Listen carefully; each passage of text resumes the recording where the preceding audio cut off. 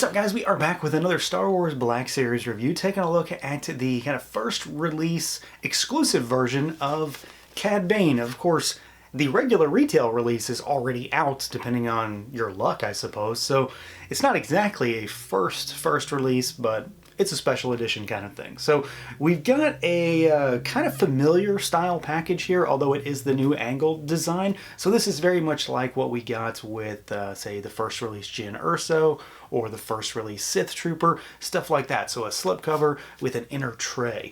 So you've got just kind of a regular box here with a slipcover on the front. You've got some artwork that runs down the spine of CAD BANE and TODO 360, and then the back is just kind of a black field, really. There's not a whole lot to speak of when it comes to the actual outer presentation, but what you can do is you can pop this guy open and you've actually got a tray, and this is actually like connected somehow, like it doesn't actually come out unless I suppose you force it. And you've got CAD BANE here in this tray, you've got his guns, and then you've got TODO 360 down here in the bottom. I really like this presentation. It's not all that collector friendly because it's hard to put this stuff back, but it is pretty snazzy looking, and I do like this presentation when it comes to all these exclusives. So let's do it. Let's pull them out and take a look. And here he is out of the package, our sorta first release CAD BANE. So I know I am very much not alone when it comes to just being excited that we have an opportunity to get this figure, to get this character, to get more prequel stuff, to get more Clone War stuff, to get more bounty hunters, to get more aliens. And this is an example of when Hasbro is really firing on all cylinders when it comes to this figure, because they've really done everything right here. I don't really have any real complaints, maybe some nitpicky, super nitpicky stuff, if anything. This guy is just so well done. I mean, it looks like he jumped right out of the show, really, just being, you know, a touch more realistic. So let's see what this guy's got going on. He has interesting articulation because he's really got all of the new stuff that we've been seeing lately, all of it. I'm going to take the hat off just for now, just so it doesn't go flipping and flopping all over the place. So you've got a head that can look up a little bit. It's better than it looks, probably. He does go backwards. His head is interesting because the head itself doesn't have a great deal of motion because it hits the neck really quickly, but the neck itself, though, has a great range of motion, especially forward/down, and then really good tilt side to side. The breathing apparatus on his head is removable, and it does swivel up and down if you need to move it, so it does move. It's just ported into his cheeks there. The arms go out at the shoulders. They rotate all the way around. You do have a butterfly joint there. It works pretty good despite having the kind of coat overlay going on. It definitely doesn't get full range because of this, but it still works pretty well. There is a bicep swivel sort of hidden up there right in the sleeve. You've got a single jointed elbow, and it's better than 90. It does rotate, of course. You've got vertical hinges and rotation at both wrists. Since he's a gunslinger, that makes sense. As far as torso and waist, he has a diaphragm cut. So he goes side to side really well. He goes backwards pretty good. Not so much forwards because you've kind of got this little lip on his torso armor here that sort of gets in the way. If that wasn't there, he might be able to go a little bit further. And then you do have full rotation. There's nothing else at the waist or anything like that. Legs go out a pretty good bit despite the fact that he has holsters on both sides. They go forward all the way. They kick backwards slightly. You do have a thigh cut, which is hidden really well with this design right here. And then you've got a new, pinless single jointed knee that we've been seeing a lot lately. Basically just 90-ish degrees. And then you do have rotation. Nothing at the boot cut shin swivel type level, but you've got rocker and then you've got hinges. If I have one little nitpicky thing with this figure, is at the ankles. The detents on him seem to be kind of weird so far. I have a hard time at times finding the right sweet spot just to get him to stand up. Of course, I did it just fine there, but a few other times previously while I've been messing around with this guy, the detents have seemed to be kind of odd, but at the same time, maybe I'm just full of it. So he does move around really well. He is, of course, pinless, so that it's a very seamless look, and I think he moves quite well. There's a lot of range of motion pretty much all over this body, especially for a Black Series figure, to get him into some really solid poses. Now, when it comes to the overall look and feel, the design, the aesthetics for this guy, that's what it's all about, especially for me. I don't know about you, but for me, this guy is all about the look. He moves well, but man, does he look good. And this design has just been translated so well into plastic. It's expertly done, really. I think Hasbro is, again, firing on all cylinders with this figure because there's a lot of different stuff going on here. There's a jacket overlay. There are armor pieces. We've got, bullets all over him. We've got multiple holsters. We've got the tubes on his head. We've got a hat. We've got little thrusters that stick out of his legs. There's a lot of stuff here that is not anything we've seen really on a Black Series figure, and it works so well. I really like the way that they've made the jacket flow. It is, of course, kind of an extra rubbery piece that sits over the top of the torso, but it works well. It does look pretty good in concert with the sleeves, because they're obviously supposed to be a part of the jacket. You've got the tubes that run down.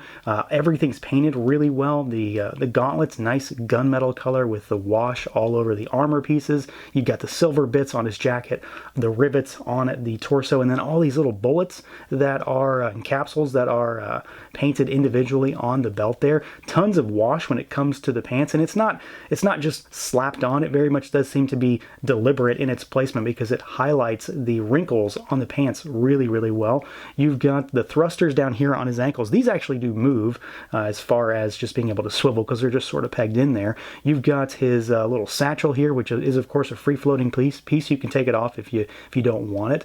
You've got the two holsters on each side, which are a nice rubbery material, so again, they didn't get in the way when it came to moving him around. And he just has a different vibe about him because he's a very different type of character. He's a little bit more spindly. He's very thin by comparison to a lot of other characters and figures.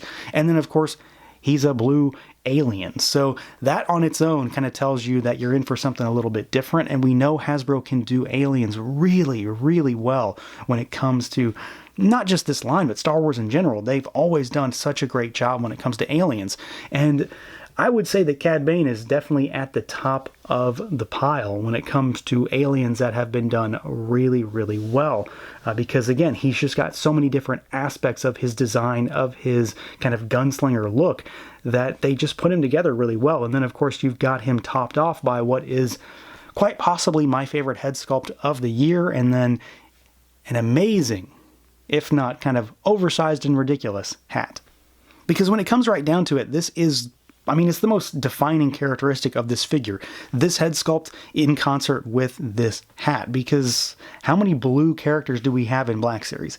It's not very many, and this guy is even bluer than Thrawn is. So I'm going to start with the hat just so we can get it off of him and you can better see the head sculpt in there. There's a little bit of paint on it, some dry brushing on the brim. It might not be easy to see that. And then you've got some gold paint up around the top there. It's big. It's very oversized. It's, it's a little bit crazy looking, but it works really well. You can have it kind of slanted on his head, maybe have it down to make him look a little bit more sinister, or have it backwards up just to, expose the full head.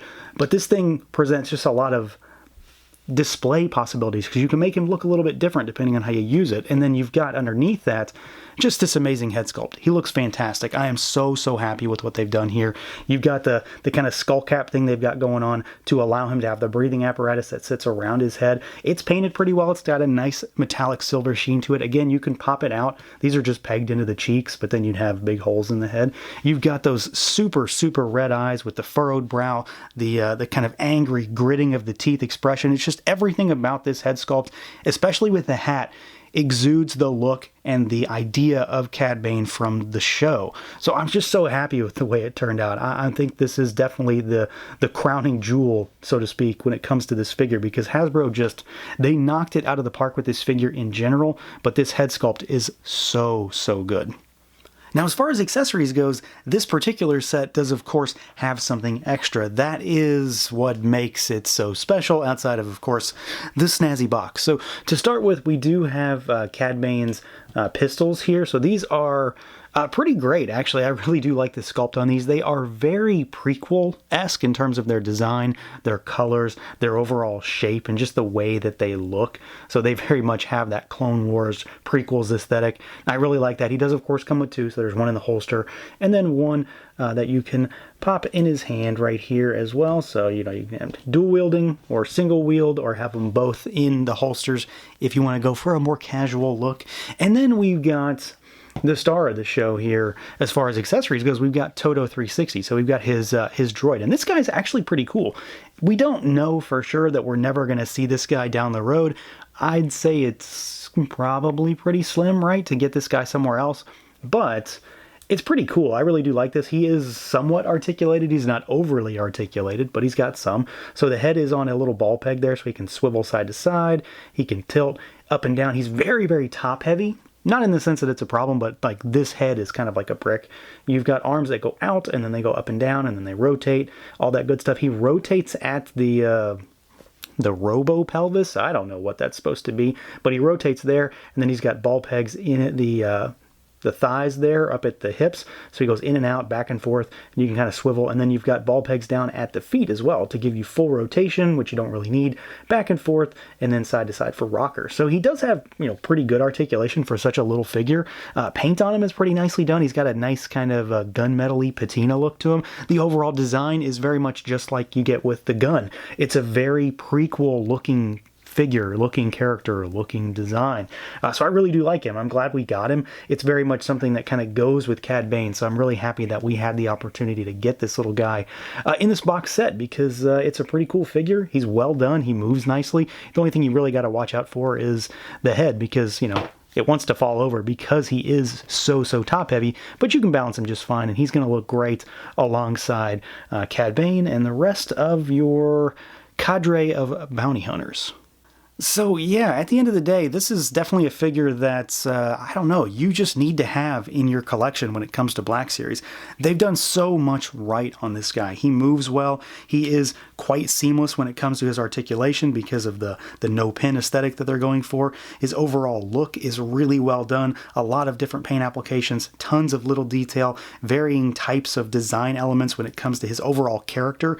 That works really well in figure form. Not to mention the fact that, well, he looks fantastic because Hasbro did such a good job with the sculpt, with the paint, with the overall design of this figure. He translates incredibly well to plastic. And then this release in particular, of course, comes with the snazzy box with TODO 360. So it's a real complete full package when it comes to this guy. I am very much happy that I jumped on him as soon as he went live, because I would be kicking myself if I did not have this one in my collection. So that's going to do it for this look at the Star Wars Black Series exclusive first release CAD Bane and TODO 360. Let me know what you guys think. Feel free to like, comment, subscribe, and share, and until next time.